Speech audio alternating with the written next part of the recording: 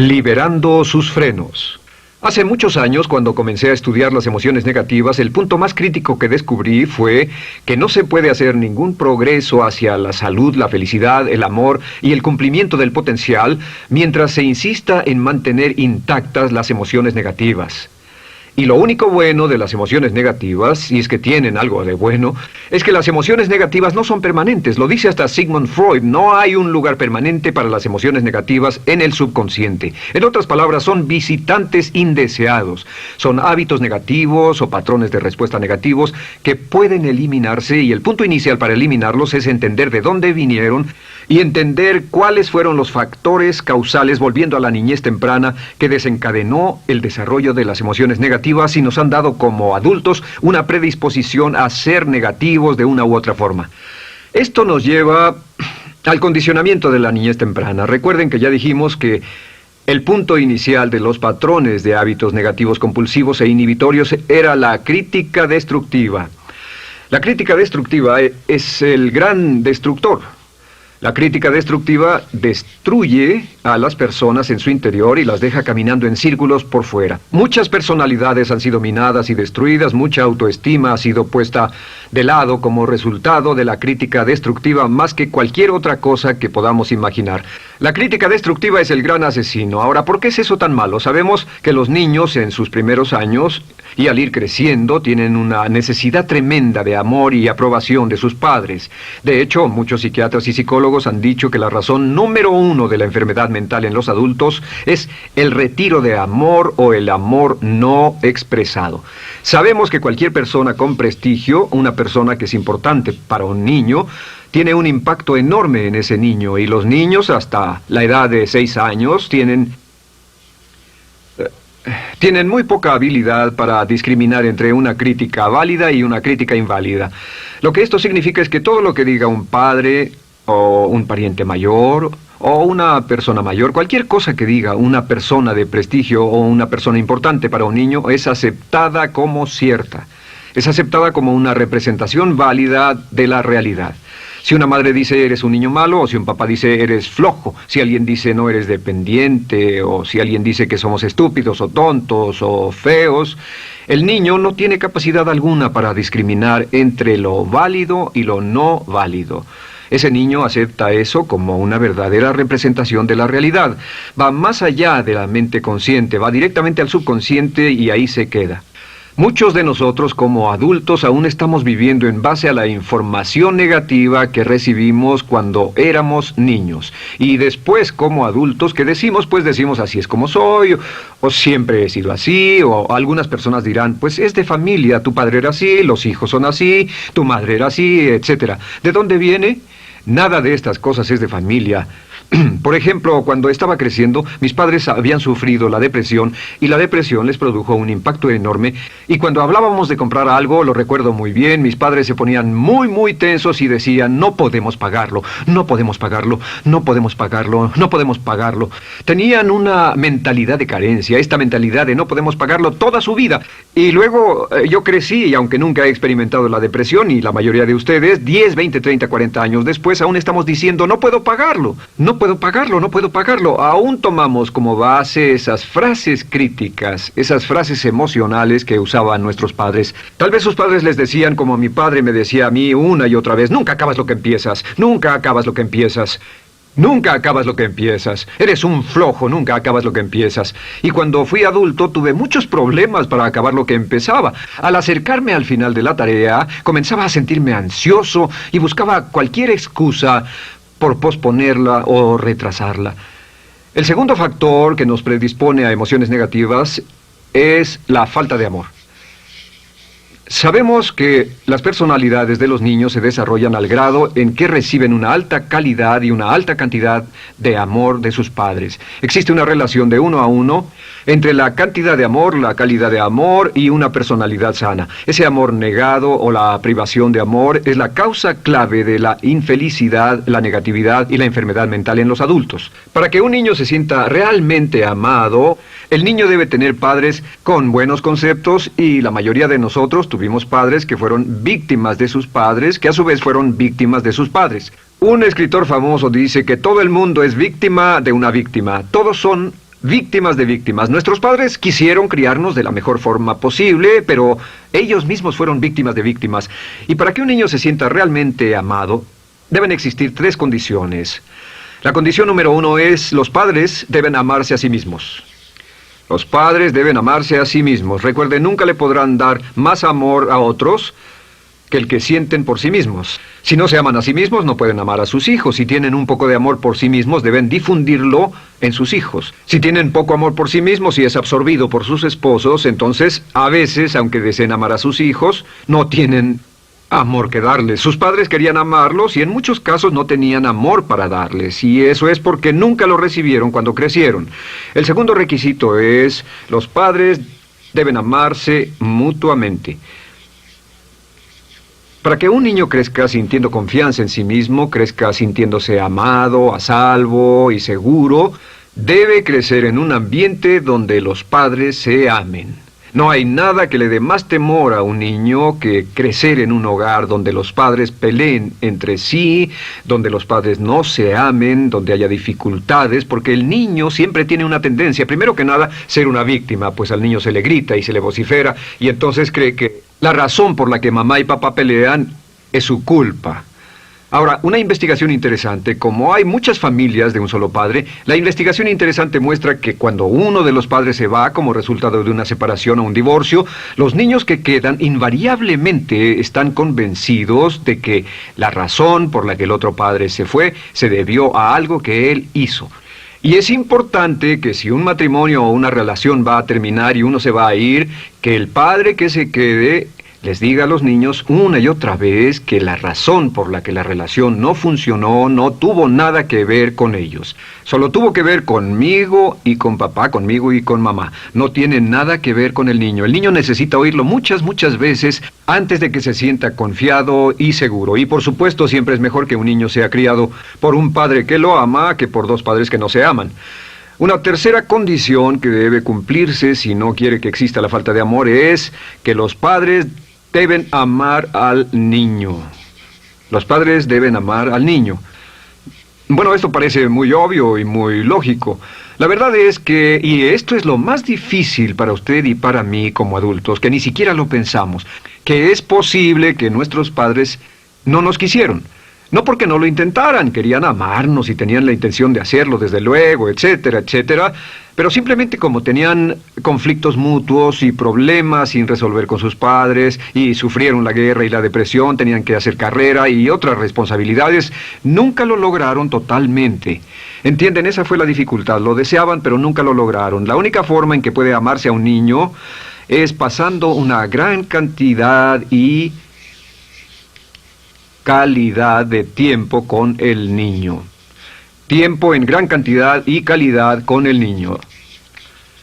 10 minutos al día no bastan. Los niños se consideran valiosos según el grado en que las personas más importantes en su vida pasen tiempo con ellos.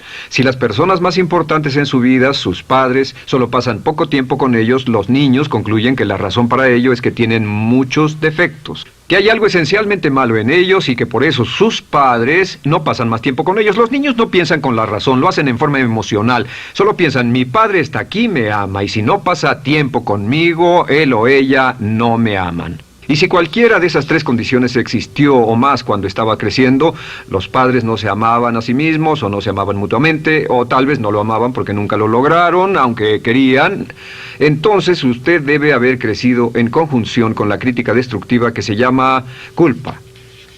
¿Y qué es la culpa? Pues simplemente la culpa es un sentimiento de no valer mucho. ¿De dónde sacamos este sentimiento? Lo obtenemos cuando continuamente gente importante nos critica en nuestra vida y simultáneamente no nos dan el amor que necesitamos. Sentimos que no valemos mucho o que no valemos nada. Y un sentimiento de culpa nos lleva a un sentimiento de falta de mérito, falta de valor y culpa. Y esa culpa, ese sentimiento de falta de mérito, es el mayor problema del siglo XX, la principal fuente de enfermedad mental. Es la fuente principal de los problemas en las relaciones, la fuente principal de enfermedad psicosomática, la fuente principal de la mayoría de los problemas que afectan a nuestra sociedad. Es el profundo sentimiento de culpa y falta de mérito que se expresa o se esconde en los pensamientos o en la actitud: no valgo suficiente, no valgo suficiente. No valgo suficiente. Ya hablamos de la autoestima y de lo importante que es. La autoestima significa me quiero mucho, me quiero mucho, me quiero mucho, me quiero mucho. Las personas que han sido criadas con críticas destructivas durante su vida no solo no se agradan a sí mismas, no sienten que sean lo bastante buenas para nadie, y en muchos casos están llenos de odio por sí mismos. Se odian a sí mismos, se autocondenan o se detestan. Y verán que esto sale en sus conversaciones y sale en sus relaciones con otras personas. Las personas que no se quieren a sí mismas, aunque quieran tener buenas relaciones, simplemente no son capaces de ello. Las personas que piensan que no son buenas para nada siempre lo hacen aflorar, siempre será un problema. Ahora, ¿cuál es la razón principal de la culpa? ¿De dónde viene la culpa? La culpa viene de 3 fuentes negativas: padres negativos, influencias negativas o religión negativa. Una de las 3. Cualquiera de estas 3 usa la culpa. De la culpa se valen y aprovechan, en especial los padres y las organizaciones religiosas, por 2 razones. Una es el castigo. La culpa se usa para castigarnos. Cuando estamos creciendo, el castigar es la forma más fácil de hacer que uno se sienta mal. Nuestros padres nos hacen sentir mal castigándonos físicamente o sermoneándonos o regañándonos. Y el castigo es una forma muy eficaz de irnos conformando o de conseguir que hagamos lo que los demás quieren. La segunda razón por la que se usa la culpa cuando se practica en forma consciente, y algunas organizaciones la practican así, es para tener más control emocional en especial, porque se puede controlar a una persona emocionalmente con culpa y manipular su comportamiento. Hay muchas organizaciones que usan la culpa como una herramienta de control y manipulación. Si puede controlar a las personas con suficiente fuerza y en forma emocional, puede conseguir su dinero, puede conseguir su tiempo, puede conseguir su compromiso, demandar sus recursos, etc. Muchas organizaciones usan la culpa para aplicar un castigo. Muchas organizaciones de caridad que se anuncian por televisión, en especial las de causas benéficas que involucran a niños o a personas incapacitadas, usan un sentimiento de culpa. A usted le va tan bien que debe sentirse culpable por estas personas que sufren. O envíenos algo de dinero y eso se encargará de su culpa por un momento hasta que lo incluyamos en nuestra lista de correo, etc. Y la culpa es un estándar. ¿Por qué se usa tan comúnmente?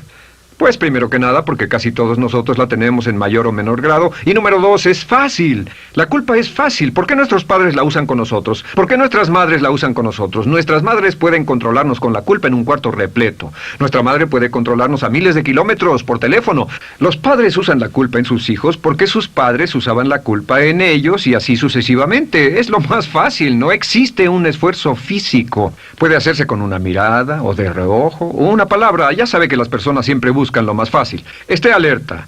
Ustedes han sido criados en un ambiente donde se les ha hecho sentir culpa y casi todos lo vivimos.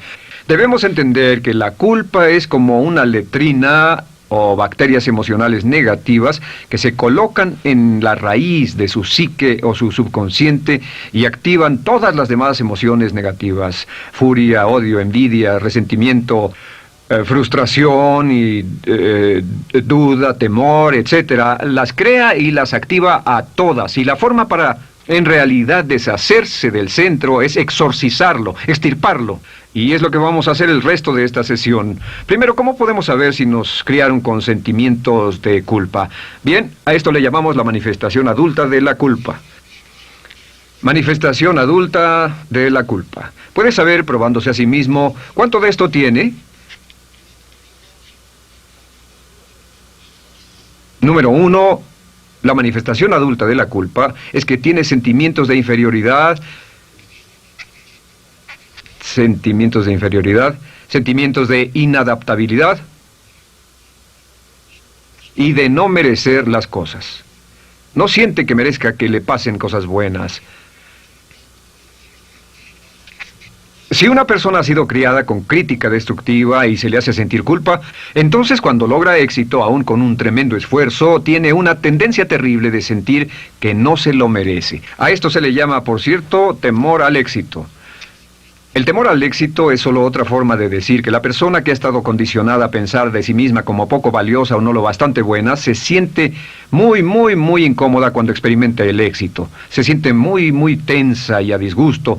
Realmente si sienten demasiada tensión, comienzan a aspirar cocaína, a beber demasiado alcohol, se enredarán en comportamientos autodestructivos, tendrán una sensación tremenda de ansiedad, como si alguien fuera a descubrir algo de ellos. Hay un libro en la librería que dice, si me está yendo tan bien, ¿por qué me siento como un impostor?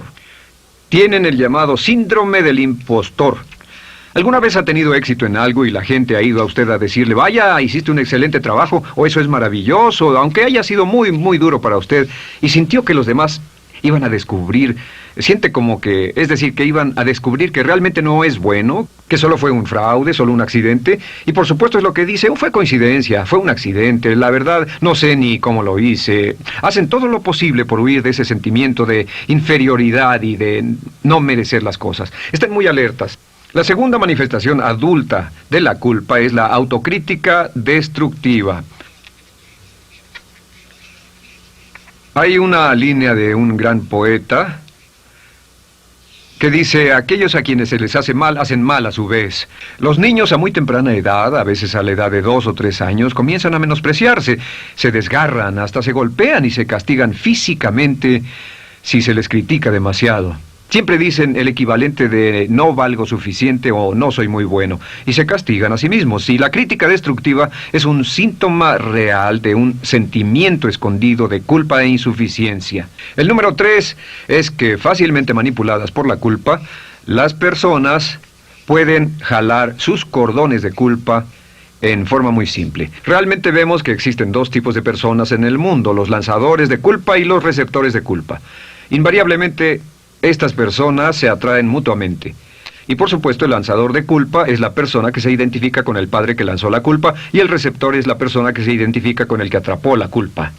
Pero los lanzadores y los receptores de culpa se unen, se equilibran perfectamente, se establecen y forman una nueva generación de lanzadores y receptores de culpa. Podemos decir que usted es fácilmente manipulado por la culpa, porque ha estado muy bien condicionado. Su jefe puede tirar de su cordón de culpa, una persona en un autobús puede tirar de su cordón de culpa, una sobrecargo puede tirar de su cordón de culpa. Esté muy alerta a esto. La cuarta manifestación de culpa es que usted la usa. Usa la culpa y culpa a otro generosamente. ¿Por qué? Pues si ha funcionado en usted, la hará funcionar en ellos. Le parecerá que es un intercambio, un trato muy justo. Usa la culpa y la culpabilidad y se convierte en la base de sus relaciones con los demás. Cuando algo sale mal, les echa la culpa a ellos. Algo sale mal, culpa a alguien más. En cuanto hay un problema, busca a quién culpar. Un experimento muy interesante con la cámara escondida hace algunos años, fue que hicieron una plancha de hielo y la pusieron en la acera sin que nadie los viera. No hacía mucho frío, pero lo hicieron y observaron cómo reaccionaban las personas cuando pasaban por ahí, cuando caminaban por ahí, llegaban a esa plancha de hielo, se desequilibraban y se resbalaban, y lo primero que hacían era observar a la persona más cercana a ellos, enojados, verdaderamente furiosos. En otras palabras, buscaban a quién culpar. Y si no había nadie cerca de donde habían caído, se levantaban otra vez, miraban a su alrededor, no había nadie y entonces pateaban el piso, pateaban con fuerza y se iban. Nuestra tendencia natural cuando algo sale mal es buscar a alguien o algo a quien culpar, en especial si nos criaron con una culpa continua. Y la quinta manifestación es lo que llamamos lenguaje víctima. Ahora recuerden que hablamos sobre la ley de concentración. Dice, lo que siembras cosecharás. También dice, si usas lenguaje de víctima, mantienes viva la culpa, la refuerzas, la edificas, la cultivas, la utilizas. El lenguaje víctima es lenguaje como no puedo, no puedo, no puedo. Cuando dice no puedo, no puedo, no puedo, envía un mensaje a su mente subconsciente y la mente subconsciente comprende que está inhabilitado, que no tiene control, que es una víctima. Y cuando desea poder hacer algo, su mente subconsciente retroalimenta su mensaje y dice no puedes, no puedes. Y lo segundo que dice es tengo que, y otra vez no tengo control, no estoy a cargo. Pero existe otra expresión del lenguaje víctima que debemos evitar, y es esta, trataré. Trataré, sea lo que sea, trataré. ¿Qué significan las palabras trataré? Pues déjenme decirles qué significan. Significan voy a fracasar y lo digo anticipadamente para que no me vengan con represalias. En otras palabras, dice trataré de llegar a tiempo, pero lo que está diciendo es tal vez llegue tarde y no pueden reclamarme porque dije que trataría. Cuando una persona dice trataré, está disculpando su fracaso por anticipado. Si fuera al doctor y el doctor lo examinara, lo auscultara y le dijera, pues está en pésimas condiciones, tendremos que intervenir, debemos llevarlo al hospital ahora mismo, me sorprende que haya llegado aquí. Usted dirá, bueno doctor, espero que haga un buen trabajo. Y él dice, trataré. Si él dice eso, usted seguramente buscará otro médico. O si va a un abogado. Lo culpan de algo y va a un abogado y le presenta su caso y dice, oiga, va a defenderme, y él dice, trataré. ¿Qué está diciendo? Está diciendo, escuche, he estudiado el caso y por lo que veo no hay mucha esperanza, pero lo tomaré de todos modos. Trataré son los que tratan de conseguir que les pague por anticipado. Otro juego de palabras que no debe usar. Por cierto, con respecto a trataré, lo que debe decir es lo haré o no lo haré. No trataré. Si alguna vez en nuestro negocio, tenemos un negocio muy activo, si llamamos a alguien y le pedimos alguna cosa o algún trabajo y dice trataré de conseguirlo para el viernes o trataré de terminarlo a tiempo, al instante sabemos que lo que quiere decir es que quiere sentirse libre, no comprometerse. Así que nunca dejamos que nadie se vaya con un trataré, debe ser hecho o no, y queremos obtener una seguridad. Si hace falta, nosotros lo hacemos. Cuando dicen trataré, lo que están haciendo es que se están lavando las manos. Esté alerta, la otra palabra es desearía. Dicen que un deseo es una esperanza o una meta sin energía detrás. Desearía. ¿Qué significa un deseo? Desearía significa que me gustaría tener algo, pero sé que nunca lo podré tener. Cuando dice desearía bajar de peso, ¿qué significa? Las palabras no dichas son, pero sé que no puedo. ¿Por qué no? Por las excusas que tiene y el metabolismo que tiene y los problemas, etcétera. Siempre hay razones por qué debe salir, etcétera. Desearía dejar de fumar, desearía estar en forma. Desearía, desearía, desearía. Cuando usa la palabra desearía, le muestra al subconsciente que esto es algo que no cree que le sea posible lograr o adquirir. Entonces el subconsciente descarta completamente esto como meta y no le da energía, ni motivación, ni impulso, ni deseo de lograrlo. Así que esté muy alerta al lenguaje víctima. Esté alerta a la expresión sí, pero. O lo haría, sí, pero. Alguien le dice, haga esto, y usted dice, sí, pero. La palabra pero, por cierto, es el gran borrador. Si una persona le dice, podría incrementar sus ingresos o incrementar su rendimiento, ser una persona mejor o más feliz o bajar de peso o lo que sea, no importa. Y usted dice, sí, pero. Lo que está diciendo es que está borrando toda la aseveración que ha dicho antes. Manda un mensaje a su subconsciente que dice, no hay posibilidad. Y no hace esfuerzo, no otorga energía, no ejerce capacidad alguna hacia el logro de esa meta. Y las personas que han sido criadas con culpa tienen 5 cualidades o 5 manifestaciones de adultos. Una es que se sienten inferiores, se sienten inadecuadas, sienten que no merecen que les pasen cosas buenas. Estén muy alertas a eso.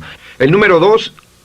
se autocompadecen continuamente, usan la autocrítica destructiva. El número 3, usan la culpa y la culpabilidad en ellos y en otros. El número 4, son manipuladas por la culpa. Y número 5, usan lenguaje víctima. Así que, ¿cómo nos deshacemos de la culpa?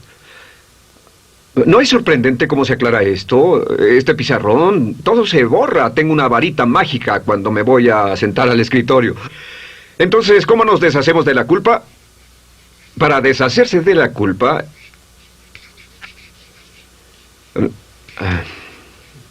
este es el proceso. Tiene algunos pasos importantes. Número 1, el primero de la lista, elimine la autocrítica. Elimine la crítica autodestructiva. En otras palabras, nunca diga nada destructivamente crítico de usted mismo. No lo diga. Esta es la regla básica. El subconsciente acepta lo que diga usted como cierto, como un mandato. Así que no diga nada de sí mismo que no desee sinceramente que sea cierto. No diga estoy cansado, estoy gordo. No diga no puedo o debo. No diga nada a menos que quiera que sea cierto. Las palabras que van después de la palabra yo son las palabras que su subconsciente registra como mandatos, excepto cuando dice yo desearía o lo intentaré. Así que elimine la crítica destructiva. Siempre hable en términos positivos sobre usted. Me gusta mi persona, puedo hacerlo, lo haré, escogí hacerlo, pero nunca diga no, no puedo. Número 2 es no dejarse manejar por la culpa. Rehúse ser manejado por la culpa. Porque cada vez que le permita a alguien que lo manipule por la culpa, ¿sabe qué pasa? Refuerza y hace más poderoso el efecto de la influencia de la culpa en su vida. Cuando yo crecí, debo decir que yo crecí en una familia que estaba muy influenciada por la religión negativa. Realmente mi madre, Dios la bendiga, tenía un cinturón negro en el pecado e hizo un trabajo verdaderamente soberbio en ello. Y yo tardé en sobreponerme. Cuando me casé con Bárbara, ella también venía del mismo tipo de familia y recapacitamos. Hay una hermosa respuesta cuando uno de los dos caía de nuevo en los viejos patrones. Decía, no tratas de hacerme sentir culpable, ¿o sí? No tratas de hacerme sentir culpable, ¿o sí? Solo diga, no tratas de hacerme sentir culpable, ¿o sí? Y no deje que las personas lo manipulen usando la culpa.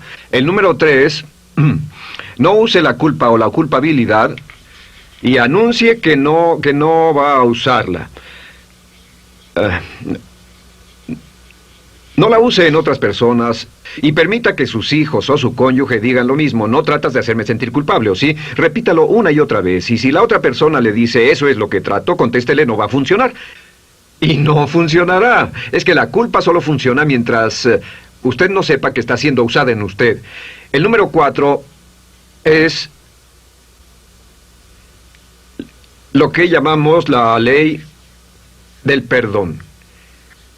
Es la más importante de todas. Realmente es el centro, es el meollo de toda esta sesión. La ley del perdón simplemente dice que usted está sano mentalmente hasta el grado en que pueda perdonar libremente y olvidar las ofensas. Que su habilidad para perdonar a los demás es la clave que determina su felicidad y su éxito en la vida. Su habilidad para perdonar a los demás es la única forma de eliminar la culpa. Su disponibilidad para perdonar a los demás y olvidar ofensas es el determinante más importante de si usted está o no totalmente integrado y es un adulto que funciona como ser humano. Porque la tendencia de culpar y de guardar rencores es una tendencia patológica infantil que la poseen todas las personas que están enfermas mentalmente. La habilidad para olvidar, para perdonar libremente, es la marca del ser humano realmente iluminado. Ahora, acepte eso como real. Hay 4 personas a las que debe perdonar. Número 1, perdone a sus padres. Perdone a sus padres por todo lo que le hayan hecho para herirlo. La mayoría de nuestras investigaciones muestran que casi todos nuestros problemas como adultos se remontan a no estar dispuestos o no poder perdonar a nuestros padres por algo que hicieron que nos hirió. Perdónelos un 100%, escríbales, llámeles por teléfono, dígales, o cuando menos perdónelos en su corazón, pero perdone a sus padres. Número 2, perdone a los otros. Perdone a todos los demás. Perdone a todos los que lo hayan herido de algún modo, por cualquier cosa, y déjelo así. Ahora, hay muchos que dicen no puedo perdonar a esa persona por lo terrible que me hizo. Pero recuerde esto, el perdón es perfectamente egoísta. El perdón no tiene nada que ver con la otra persona, solo tiene que ver con su paz mental y con su propia integridad mental. Número 3, perdónese a sí mismo. Perdónese por todas las cosas débiles, tontas, insensatas y estúpidas que haya hecho, porque todas las personas han hecho cosas tontas, insensatas, estúpidas y ridículas, pero perdónese en un 100%. Y finalmente, la última parte de esto, si ha hecho algo que hirió a alguna persona, vaya a disculparse. Es sorprendente el hecho de vidas que se arruinan año tras año por personas que no tienen la fortaleza intestinal, las agallas y el valor para decir lo lamento. Una de las cosas más importantes es desarrollar carácter hasta el grado en el cual hacemos las cosas que son muy difíciles para nosotros, hasta el grado en el cual hacemos las cosas que sabemos que están bien, aunque sean difíciles, en especial cuando son difíciles emocionalmente. Y la clave para deshacerse de la culpa, la clave para ser una persona total y completamente positiva, es perdonar a los demás. Perdone a las personas con quienes ha sostenido una relación. Perdone a sus jefes anteriores. Perdone a los amigos que lo han herido. Perdone las inversiones que estuvieron equivocadas. Perdone a los jefes que lo despidieron. Perdone a sus padres. Perdone a todo el mundo. Desarrolle una actitud hacia la vida con la que rehúsa guardarle rencor a los demás. Solo repita una y otra vez: los perdono a él o a ella por todo. Los perdono por todo. Los perdono por todo. Y eso es todo. La clave para librarse de las emociones negativas es rehusarse totalmente a continuar con cualquier situación negativa. No olvide que es un acto muy egoísta y será tan egoísta como usted quiera. El acto del perdón lo libera y libera a la otra persona y le garantiza que se moverá rápidamente hacia el cumplimiento de su potencial. Para tener éxito, una mujer debe ser mejor en su trabajo que un hombre. Golda